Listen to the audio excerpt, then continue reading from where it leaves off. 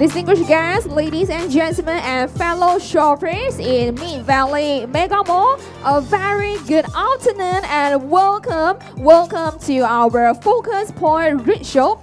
So for friends who just dropped by, do join us right here because we are going to begin our talk, our public health talk by professionals. Today we have invited Dr. Malisa to be with us, to share with us a very interesting topic. So in conjunction with our World Sight Day, we want to remind everybody to love your eyes, to take good care of your eyes because it's a very important organ for every single one of us. So that's why we have today this talk to share with you more information. All right, so my name is Amber and I'm very happy and honored to serve as the MC for today, leading you with this topic. So today we have invited Dr. Malisa to share with us about this recognizing common eye problems in children. But before this, let me share with you some information and background about our speaker today, Dr. Malisa. So she is a consultant ophthalmologist at Sunway Specialist Centre Damansara.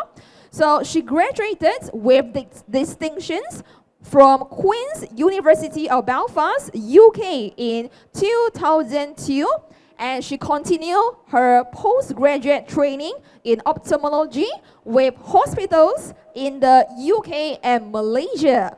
And also she returned to Malaysia and obtained her doctorate in ophthalmology from UKM and continued her service at the UKM Medical Centre as a specialist and medical lecturer. So right now, I'd like to let's give a big hand to welcome Dr. Malisa. Thank you, Amber, for a very kind introduction. And thank you to Focus Point for inviting me to give a talk today. So I'm going to talk about common eye problems in children. And yes, I'd like to ask, why do we specifically focus on children today? Well, thankfully, most children have healthy eyes. But there are some conditions that can occur and affect a child's eyesight. And I would like to highlight that more because most people are not aware of it. And children can't complain. So it's good for parents to be aware of what are the signs to indicate that there is an eye problem, so to get them to get their eyes checked. And also I'm a specialist in pediatric ophthalmology and strabismology, so that's why this topic is close to my heart. I see. So if we do have parents right here, you do bring your children shopping around in Mid Valley. Come join us as we have seats for you to enjoy this topic. All right, this is a topic that you wouldn't want to miss. So in order for us to dive deeper into this topic, I would like to first invite our doctor. Can you please share with us about the anatomy of the eye first? Okay, this is just the outline of what the talk is today. So we'll start off with anatomy of the eye. So the visual system comprises of the eye and the brain. And both of these have to be normal for someone to achieve good vision. So the eye, the front part of the eye, sorry, the pointer doesn't really work on an LED screen. So the front part of the eye, as you can see, there's eyelids and also the cornea, which is the clear window of the eye. And the cornea is at the frontmost part of the eye. Behind it is the iris that gives the color of the eye, whether it's, for us in Asians, we have dark brown. For Caucasians, they're blue. And the aperture or the hole at the center is the pupil. And then there comes the lens, which is the focusing material of the eye to focus light onto the retina. So the retina is a lining, is a nervous lining that lines the back part of the eye. And all the information and signal from the retina goes backwards to the optic nerve, to the brain. And this visual signal is then processed at the visual cortex, at the posterior part or the back part of the brain. Okay. Yes, so we already have a rough idea about the anatomy of eye. I'd like to ask Doctor, why is it early detection of eye problems in children so important? Yes. So more than 50% of a child's development and learning processes are dependent on good vision. So for instance, like a baby, for the baby to be able to develop fine motor skills, gross motor skills, they need to be able to see their fingers, to be interested in their environment, to want to reach out for objects, as well as even for speech and social. They need to be able to see their mom's face, to be able to respond with a smile. And for speech, they need to look at not just hear the speech, but also look at the mouth movements to be able to learn how to talk. So vision is actually one of the first steps, of a good vision to be able to develop and acquire the other developmental skills. Okay, another thing that's interesting about the eye in a child is that it is still developing. So the visual system is not fully mature at birth. So babies don't see normal vision like adults. They don't see the 20/20 vision. Baby's vision is actually a bit blurry, and this develops as the child grows. So it is a continuous process from birth until the age of about 7 to 9 years old. And this includes the maturation of the retinal function, so the retinal layer in the eye, as well as the neurovisual processing, the communication and the signals in the brain up to the visual cortex. So I'm just curious about the statements. Is it meaning that children's eyes are fully developed after 9 years old? We are talking about maturation in terms of the retina and the neurovisual processing, the synapses in the brain from the eye to the visual cortex. But of course, after 9 years old, the child is still growing in terms of the anatomy. The eyeball is still growing, the cornea is still changing shape. So there is still growth until about the age of 18 years old. Oh, I see. It's still developing in the process. I see, okay. So I would like to also ask about, is there any genetics and also family history that would play a role in the development of the children's eye? Of course, because the shape of the eye is determined genetically. So if you have a family history, like if the parents or someone in the family has any abnormalities of the eye, like a long eyeball causing myopia, short-sightedness, or any conditions like congenital cataracts that can be genetically linked. So those kind of conditions, yes, can be passed down to the children. I see. Thanks for the explanation. And moving on, I would like to talk about this lazy eye and would like to know more information as what are the definitions and also what are the signs and symptoms of lazy eye. Yeah, that is something particularly unique about a child's eye because it's still developing. Therefore, if anything happens to arrest this development, the neurovisual processing, then it can lead to amblyopia, which is lazy eye, because this happens within the first 7 years of life. So, again, I can't use the pointer.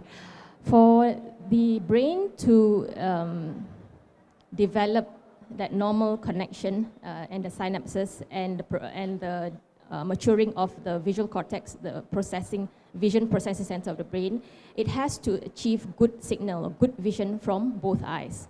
So if one eye can see better than another eye, then the brain tends to ignore the worse seeing eye, the eye that has the blurry vision. So the connection from the visual synapses from that eye to the brain is not well developed. So the child will have a good vision in one eye and poor vision in the other eye. And usually this poor vision is either due to cataract, a corneal scar, refractive error that needed glasses. The thing that I want to highlight is if these are not corrected before the age of 7, and if it's treated after that period, when that retinal or neurovisual processing has matured, then there is a likelihood that the child cannot regain normal vision, regain back the normal vision. Because what happens if, say, a child that has a cataract in one eye and the other eye is clear, so that right eye doesn't see well because of the cataract one, but it also has amblyopia because the neuroprocessing is not developed by the brain. So if the child is treated, the cataract is removed,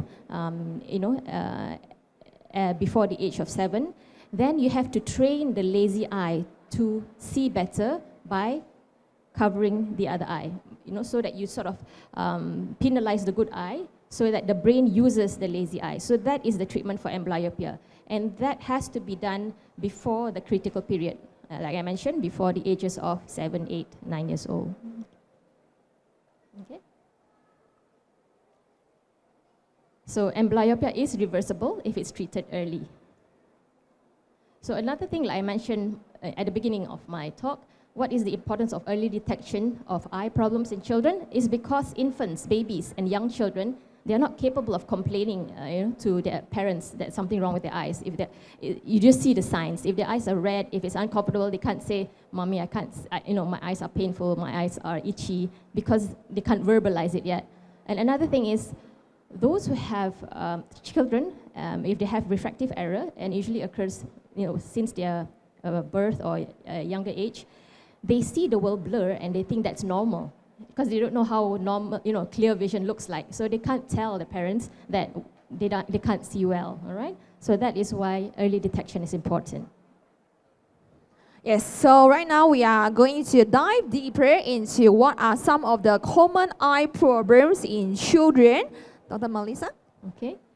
So there are some conditions that are very common. One of them is called blepharitis. So blepharitis is inflammation of the eyelids. Okay, our eyelids, we have the eyelashes, and we have these oily glands. You see that vertical rows. Those are the oil glands, the meibomian glands of the eye. And this secretes the oily secretion of the tear film. So we need the oily film to cover our tears, to keep the tears on the eye. If we don't have an efficient oily part of the tear film, then the tears evaporate too quickly whenever we open our eyes. Okay. So what are the symptoms and signs? A child can complain that maybe their eyes are a bit itchy, uncomfortable, but what parents usually see is they have this frequent blinking and frequent eye rubbing. And they might have a little bit of redness of the eyes.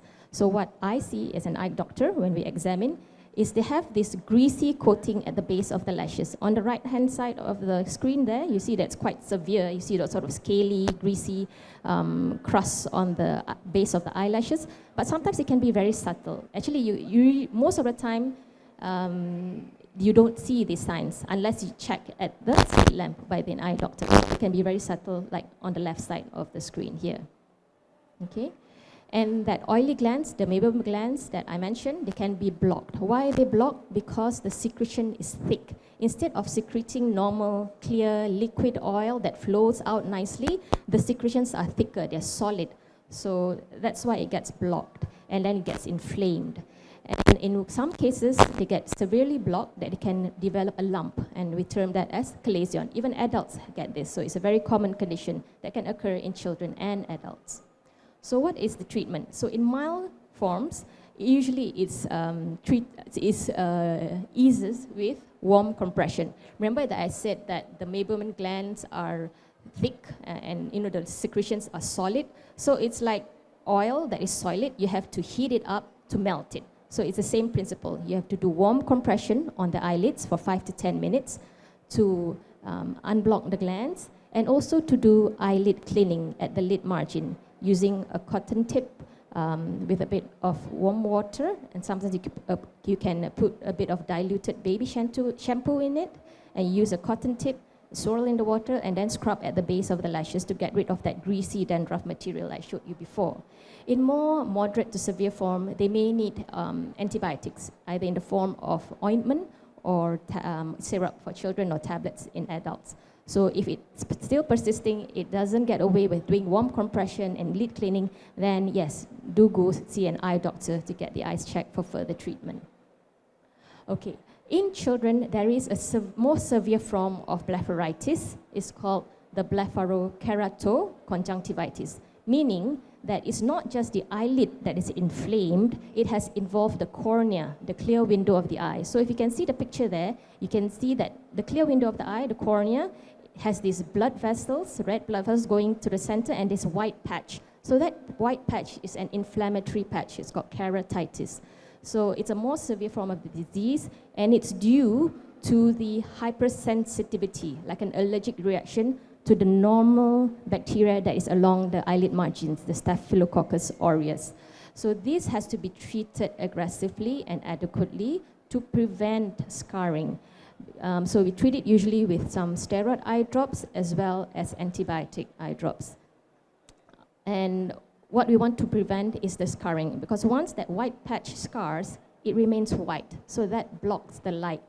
So, and that cannot be removed unless a corneal transplant is done. So that's quite a severe form of treatment, or a more invasive form of treatment, especially for children. So we do want to have it treated early and controlled to prevent that complication. Yeah. So what are the signs, compared to just a mild blepharitis? The child will have more red eye, they're more sensitive to bright light. So whenever they're sensitive, they close the eye most of the time, they don't like to go outside, or they always just keep their head down. That's an indication of something is wrong at the front part of the eye, the cornea. So one of it could be a keratitis, could be other causes. So that's one of the warning signs, to bring a child to get their eyes checked. And also they can get tearing or a watery eye. Yeah, so Doctor, I would like to ask about this blepharitis. So just now you have mentioned is if mild disease, we can use warm compression and eyelid cleaning. But if severe, then we will only need to go for the antibiotics. Yes, you may need antibiotics. There are other treatments also available. There are special, if it's very heavy, greasy materials, there are machines that have a cleaning, we can have a cleaning machine that can really clean it effectively, even for children. It can be used for older children. And also you need some oral medications in severe cases. Yes, we talk about the signs and also the treatment, but I would like to also know as in what causes this blepharitis. Is it hygiene or like daily habits? It's actually a predisposed condition, your own genetics. It's like why some people have dry skin. So it's something that it happens and it's common, and you just have to manage it daily. Like the warm compression and the lid cleaning has to be done regularly. Whenever it's quite severe, it's daily, but afterwards you still have to maintain and do it 2 or 3 times a week to prevent it from coming back, because that's the condition of the eye. I see, thank you. I think we have more knowledge about this blepharitis. And moving on, let's continue with the next.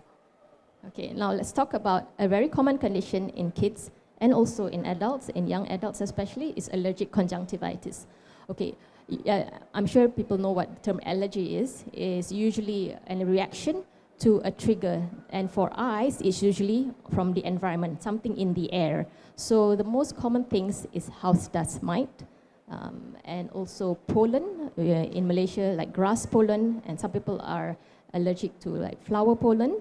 In overseas, it can be seasonal, because depending on what pollens that are released according to the seasons of the year. And also pet dander, so the fur from cats, dogs, and other animals can trigger allergic conjunctivitis. Those who have allergic conjunctivitis, they may also have a history of asthma or allergic rhinitis, that's a runny nose and sneezing in the early mornings, as well as eczema. So these are all the conditions of allergy. So what are the symptoms and signs of allergic conjunctivitis? It's itchiness, because the lining of the eye is inflamed, so there's irritation, so it's very, very itchy. So that causes frequent eye rubbing and eye blinking. And you can get some puffy eyelids, as you can see on the photo on the top right corner there, where the eyelids are a little bit puffy, a little bit red, and you can have mucus discharge or tearing, like the photo at the bottom there. Okay, so what I see as an eye doctor when we examine is the lining, the inner lining of the eyelids, called the conjunctiva, is inflamed. It has this bumpy and lumpy appearance. So you can imagine this is quite irritative to the eyes when the eye blinks, okay? So there's inflammation. And because of the inflammation, you get excessive production of the mucus, so we see a lot of white stringy mucus. There is a more severe form that occurs in children. It's called vernal keratoconjunctivitis, the VKC. Fortunately, it's not that common, but it is quite a severe form, and this is a type that has to be detected early and treated early, because it's a chronic condition. If you don't treat it, then it can cause more problems and complications. For example, so what happens in this condition, if you can see the top right-hand corner, that photo there, The inner lining of the eye, the conjunctiva at the upper eyelid, is very swollen. So these are like, very swollen, and they are quite solid. So you imagine every time the eye blinks, it rubs on the surface of the eye, the cornea. So it can cause a corneal ulcer, a wound of the lining of the cornea, and it can cause infections. So these are vision-threatening conditions, and it has to be treated adequately. Okay. Another thing about allergic conjunctivitis in children, because the eye is still developing, the cornea is still growing, so it's a little bit softer than an adult's cornea. So the frequent eye rubbing, the frequent blinking can change the shape of the cornea and making it more steep. And that's why children with allergic conjunctivitis have a higher risk of developing astigmatism. So astigmatism is when the cornea of the eye, the front part of the eye, is irregular, causing the light to be focused at different points, multiple points. So that's why it causes blurry vision. And this can be corrected with glasses. But ideally, you don't want this to develop in a child, because most parents that I talk to, when I tell them, unfortunately, good news is your child vision can get better, they can see better, but with glasses, and then they all get a bit sad because they don't like their kids to wear glasses. Yeah, just now for the blepharitis, we did mention a little bit about the treatment, but how about the treatment for this allergic conjunctivitis? Oh, allergic conjunctivitis, okay. Number one, it's a predisposition, so means it will always come back because every time the eye is triggered by the allergens, the symptoms will come back. So number one is removing the allergens. For house dust mites, I would advise the parents in the kids' room, no carpets, their beddings, pillow covers, blankets, once a week they have to change it, the curtains, everything has to be dust-free. Don't let young children play behind curtains because it's usually very dusty, so that triggers the allergic conjunctivitis. And then also if they have pets in the house, they definitely cannot have pets in the child's bedroom, because it's usually by contact. It's like if there's fur on a surface where their child lies on, like the pillow or a sofa that they rub on, those kind of things you have to avoid the allergens on those areas. Okay. I see. Thanks for the information. So of course there is medical treatment for it, and I mean that's why you need to go and see the eye doctor, because then you need eye drops like antihistamine eye drops and anti-allergy eye drops to relieve the symptoms, to suppress it first. So there is treatment whenever there's a flare-up to stop the symptoms and signs, but ultimately it's removing the allergens, preventing the allergens to prevent it from happening again. Yes, I strongly agree with that. Of course, we have medical treatment, but the most important thing for parents to take note of is to remove the allergies. Don't let your child to play with the carpets or the curtains. And also, if you do have pets at home, do be aware of it. All right, so moving on, I would like to continue with the next. Okay, now next we talk about refractive errors. What are refractive errors? These are conditions where there is inaccurate focusing of the light by the eye. So normally, in this picture on the left here, the light can be focused to a sharp point on the retina for the image to be clear. So that's in a normal eye that doesn't have refractive error. So there are different forms of refractive error. So one, if the light is focused too short in front of the retina, and that's a condition on the second picture called myopia, or short-sightedness. In this condition, and this is very common in Asians, is when they can see near clearly, but far is very blurred. So that's why they're called short or near-sightedness. And it's because the light, it falls short, it's in front of the retina, and it's corrected by a lens that pushes the focus back on the retina, and the image is clear again. Another condition is called hyperopia, that's the third picture down the line, where the light falls behind the retina, either due to a short eyeball or that the eye focusing power is too weak, okay? So those are long-sighted. What we mean by long-sighted is they are blur for near, they might be able to see something for far, but actually in children who have hyperopia, especially if it's high hyperopia, more than 300, actually even for far is blur for them. So they're actually seeing the world in a blurry image. So this is the condition that has to be detected early if it occurs in children, because you need to help them to see and to prevent amblyopia. And the last one is astigmatism, like I mentioned before. Because of the irregular cornea, you have multiple focus points, making the vision blur, and it's corrected by glasses. So it is easily corrected by lenses in children, of course, spectacles, in adults, contact lenses. Okay, the thing about kids, like I mentioned earlier, young children, they usually don't complain of blurry vision because they don't know that it's not normal for them. Therefore, early screening of vision is important. In the Western countries, they have regular sort of scheduled eye screening for kids starting from birth, 6 months, 1 year, and 3 to 5 years old. Because the 3 to 5, that's when the refractive error comes in, or that's when they can get problems like squint. Later I will explain about what is a squint, okay? So that's why visual screening at this age is important. So I would advise parents, especially if there is a family history of refractive error or any eye problems, do get your child age 3 to 5 to have at least once an eye check. Sometimes in the very young, some optical shops may not be able to do it. So, go find one that can do, or go to the eye clinic to at least screen, make sure they don't have strabismus or squints, or at least they are seeing normally, all right? So what are the signs? So like I said before, the child doesn't complain. They cannot complain, and they don't even know that their vision is not normal. So what are the signs? For myopia, those who cannot see far clearly, they will squint or squeeze their eyes together because they want to focus the light to a narrow line to see clearly. So they'll do this when they want to look at something far. When they want to watch TV, they'll do that, okay? Or they might have a persistent head posture, like this picture on the bottom. This boy has the right face turn, and it's usually apparent whenever they want to look at something or they want to watch the TV. This can be a sign of astigmatism, all right? Another sign is coming up close to the objects to see, whether it's the TV screen or books or an object, they have to bring it really close. This is an indication of poor vision, and it could be of any cause. So yes, if a child is exhibiting any of these signs, please get them to have their eyesight checked. Okay, I just want to highlight something about myopia in children.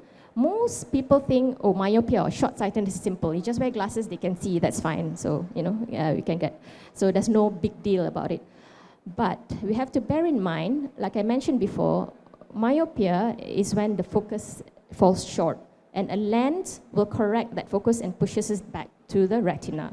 But a child is still growing. The eyeball is still growing. It becomes longer. So once the eyeball is longer, that focus is going to be in front of the retina again. So the power of the lens has to go up, have to increase as the child grows. Unfortunately, we cannot reverse this because it's a physical state. The eyeball is that state. You cannot shrink the eyeball. The eyeball is going to grow, okay? So myopia, that's why if it starts at a very young age, or say if it starts at 5 years old, 6 years old, even if it's a 100, that child is going to have, at least 600 maybe when they grow up to be 16 years old. Or if they have high power at a younger age, even at a 7-year-old, if they're already 300 at 7-year-old, you can imagine, they're going to be over 600. They can be over 600 as they reach 16, 18. So there is a potential to develop high myopia, which is termed as a power more than minus 6.0 or 600, as we call it, okay? So what is the issue of having high myopia? High myopia is associated with potentially blinding conditions when that child reaches adulthood. And this can occur when they are in their 30s, 40s, in their productive years. So this will affect their ability to work. So that's why we want to control myopia and treat myopia early so that they don't reach that high power, that they don't have the risk of developing these conditions. So a normal retina, this is what it looks like on the left side of the screen. But in high myopia, because the eye is very long, the retina and the choroid is very stretched, very thin. So they can get this diffuse atrophy. Atrophy means thinning out. Diffuse chororetinal atrophy is a picture in the center top there. Or they can develop abnormal blood vessels that bleed. That's the picture on the right-hand side there. See, there's bleeding. And when there's bleeding in the retina or under the retina, it heals by scarring. So you have a scar on the retina, so the vision is going to be poor, okay, and that's permanent. And also those who have high myopia, they have a higher risk, because the retina is thinner, they have a higher risk of retinal tears, which can lead to retinal detachment. Means the lining of the retina has come off, is detached. And that, if it's not treated early, will lead to poor vision. Okay, as you can see in the lower picture there, that whole retina at the top there has come off. The lower part is where the retina is attached and normal. Yeah, I think doctor already gave us a very important information, which I also just learned a new lesson, which is I thought that once we recognize and also we taken care with corrected with spectacles, I thought that the power wouldn't increase. But I didn't know that as long as the child is growing, yes, the eyeball grows longer, the power increases as well. I think that's a very important information for all the parents to take note of. So what are the practical tips for parents to take care, also to prevent this myopia? Yeah. That's what I would like, more parents, more adults know, that the development, the onset, the starting of myopia, as well as its progression, the increase in power, can be prevented or controlled, but this has to be done during childhood or teenage years when the eyeball is growing. You can't do it once they've reached adulthood, like I mentioned before. You cannot reverse once the eyeball is that length, and then it stays there, okay? So studies have shown, battery. I'm trying to, you can't go to the next slide. Can you? Thank you. So studies have shown that outdoor time protects against myopia development. So young children, before the age of 5, it's very important for them to go outdoors because this will stabilize the eye and make it less likely to want to grow longer too early, okay? Can I have the next slide, please? I think the battery of the pointer has run out. So the recommendations is 2 hours a day. I know in our setting it's kind of difficult, but do try your level best. Even if you're just outdoors helping, if the kids is just outdoors helping parents to water the plants, at least it's an outdoor activity. So going to malls, unfortunately, is not counted because it's still indoors. It's actually the exposure to the sun. But of course, not the hot midday sun. Early morning, late evenings would be a good time, 2 hours a day. This actually is also good for the child's overall development, their physical development, preventing obesity. So this is important to do. Can I have the next slide, please? Yeah. Another thing is reducing the near work activities. Near work activities is things like using the handphone, laptop, iPad, tablets, computers. Even intensive reading is considered a near work activity. But the thing about reading and playing games, the kid is usually like they'll read and then they'll automatically sort of relax and look away. But when it comes to digital screens, they are so captured or focused on what they're doing, especially games, that they do not look away from the screen. So this is one of the reasons why myopia can occur and it can progress faster. Can I have the next slide, please? So there is now treatment available to control myopia progression. So number one, to prevent or to delay the onset is the lifestyle changes. Going outdoors, reducing the near work activity, the screen time, especially for young children. But once myopia has set in, they have to wear glasses already. Now there are treatment that can slow down that progression. Okay, that's why it's important to monitor the progression of myopia or short-sightedness. So one of the treatment can be medical, low-dose atropine eye drops, and it's a different range of doses depending on the condition of the child. There are now also special spectacles or contact lenses. We call it the peripheral myopic defocusing lenses that have shown to slow down the progression of myopia. There are only a couple of specific type of lenses or brands that have good studies to back up their claims. Okay, so not everything out in the market can do this effectively. And another treatment is orthokeratology. These are hard contact lenses that are worn overnight to change the shape of the eye, and then they can be removed when the child wakes up. But this I would only reserve for older children because the child has to be responsible, or the parents have to really be vigilant in making sure they keep the cleanliness of the contact lens very well, because these contact lenses are used every night. It's not like single disposables. So there's always risk of infection. There's always risk of corneal ulcers. And once corneal ulcer sets in, and you have scarring of the retina, scarring of the cornea, then that's irreversible. So I'm a bit more cautious when it comes to orthokeratology. Yes, so just now we talk about the screen time. So most of the time, maybe many parents will be so used to giving their children to use some digital devices just to distract them for some time. So what is actually the best recommended screen time for children? Okay, there is some guidelines by the CDC in America, by WHO. But for me, definitely for those aged 2 years old and under, they shouldn't have any screen time at all, if possible. Because you don't want to also distract them from developing their other skills.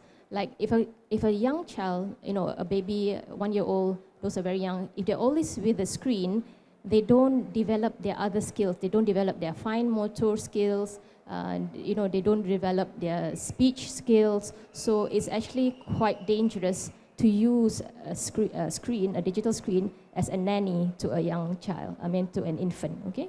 So under 2 years old, if possible, no screen time at all.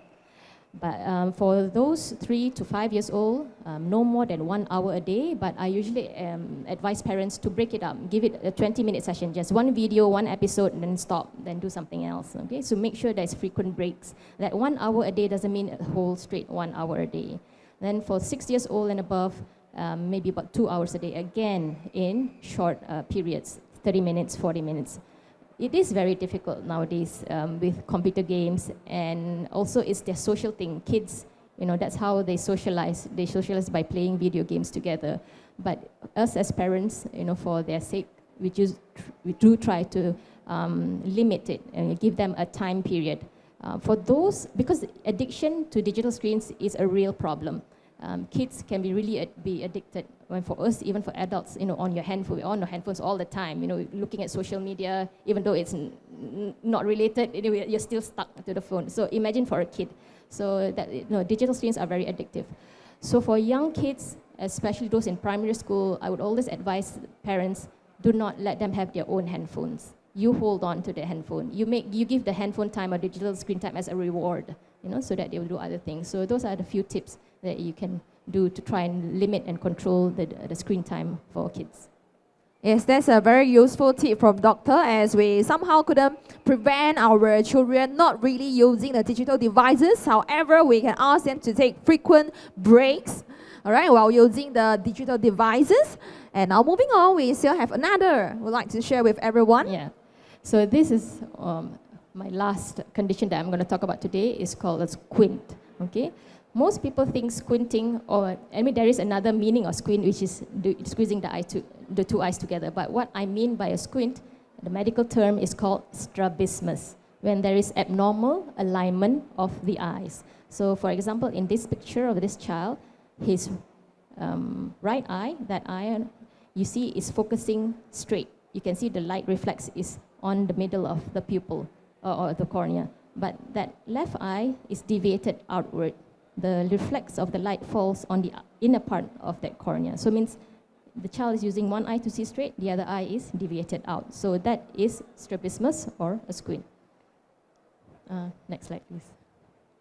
So the eye can be deviated inwards. If you see that right eye there, it's inward deviation. It can be outward. So inward is esotropia, outward is exotropia. It can be deviated upwards, hyper, or downwards, hypo. And it can be a combination of this. So, of course, children, they don't know if their eyes are not straight, but what parents can notice is they have a persistent head posture when they want to look at something, when they want to watch TV, when they were looking at a board, reading a board, they'll have a persistent head posture. It could be a face turn, like the right upper corner picture there, where the face is turned to the right, and they look at the object or the screen. They can have a head tilt, like a left head tilt in this picture, or a chin up or a chin down position.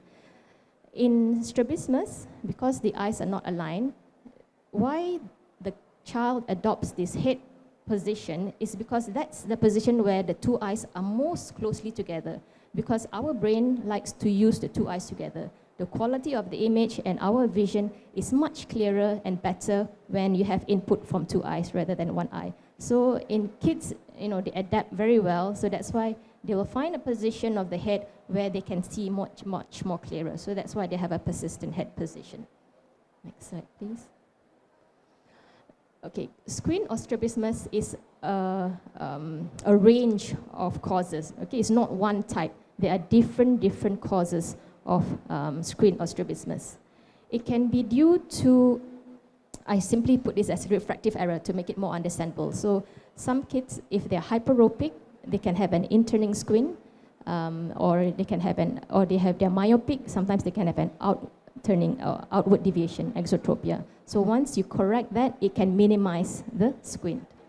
Or it can be due to poor vision in one eye. So if one eye has a congenital cataract, then that eye, like I mentioned, it will be ignored by the brain, so it will either drift. It can be drift outward, inwards, so that's why that eye squints. A more serious condition, which is fortunately rare, is retinoblastoma, which is a lethal eye cancer in the very young, in those younger than 3 years old. Other causes of squint, it could be due to the nerve input to the eye muscles. We call it cranial nerves. So that is that is a problem from the brain. So it could be a cranial nerve palsy.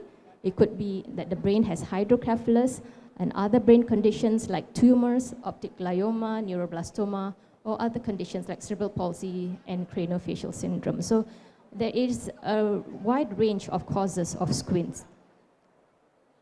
So that's why it's important to detect and manage the strabismus early, okay? It's important to detect it early, especially in young kids, because you want to make sure what is the cause. Is it one of the more serious cause, or is it something that is, is benign? So because you want to pick up things like retinoblastoma and cataracts early. And another importance of treating and detecting the squint early is because you want to prevent and treat amblyopia. Like I mentioned before, because in squints, one eye is deviated, so the child just uses one eye to see. If this is a constant deviation of only one eye, most time, the good thing about squints is most usual cases, the child can alternate. They can they can look with the right eye, and sometimes they look with the left eye, so the squint moves, okay? But in some conditions, they only use one eye more than the other, so that one eye is always either out or in or up and down. So that eye that is always deviated will be amblyopic, so the poor vision. So you need to detect that early and treat that early. And for someone who only uses one eye, it means that they don't have 3D vision. There's loss of stereopsis. So in children, if it occurs very early, like if it happens in babies, okay? In some squint called infantile esotropia, it occurs at birth. You want to treat this early. You want to straighten the eyes early before the age of 2 years old in hope that they can develop the 3D vision. For children who before this were straight and then they became on and off, squinting, then it becomes more constant. Then you do want to bring the two eyes together again so that they regain back that 3D vision, okay? Actually, most of us, I think one thing good about Asians, we are not, we are quite acceptable, okay? So even with somebody with a squint, we are not, most of the time the community is not very mean. They don't get bullied. They don't get, teased at that much compared to, unfortunately, the Western counterparts. But what we don't realize, because we don't have a squint, but somebody who has a squint, it actually does affect their self-confidence. I've got young adults who, before this has a very large squint, and then when they were treated, it's like as if I'm seeing a different type of person when they come to the clinic. They are more confident, they talk more. Before they're getting their squint treated, they'll be very shy. It's usually their parents who talk for them, who explain things. So it does really affect a person's self-confidence. So it is important to get squints treated, especially for kids who are growing up, okay? So what is the treatment? The treatment really depends on the cause of the squint. Like I mentioned before, there's so many, the different types of causes. But for some, depending on what the cause, it can be treated just by glasses, or sometimes the glasses reduces the screen, and then you have to go for surgery. So for this condition, it's called fully accommodative esotropia. So this child, you can see the left eye is turned inwards. She has an inward turning screen, but with the glasses and the spectacles, she sees straight. The eyes are straightened out, okay? So there is also the surgical management of screen. This is, of course, we have to look at what are the other causes. We've eliminated other causes. We've treated other things. And, it's a constant screen. Then surgery can help to realign the eyes again. So what surgery does is we operate on the eye muscles that move the eye to reposition the eyes in a position where it's easier for the brain to keep the two eyes together. So it can be treated by surgery, but depending on the types of screen. So on the left side picture, you can see that that's before surgery when they have a squint, and after surgery that the deviation is lessened. So that's the end of my talk. In summary, common causes of eye problems in children are usually treatable and benign, so that's good.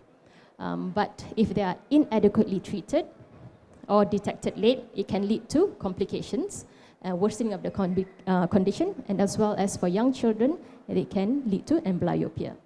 So parents do be aware of the signs suggesting vision problems in children. Like I mentioned before, those abnormal visual behavior of squinting the eyes, coming close to objects, having a head position, and the red flags. If there's eye redness, painful eye, very sensitive to light, and there's tearing, please do get the eyes checked, because it could be something that's more sinister.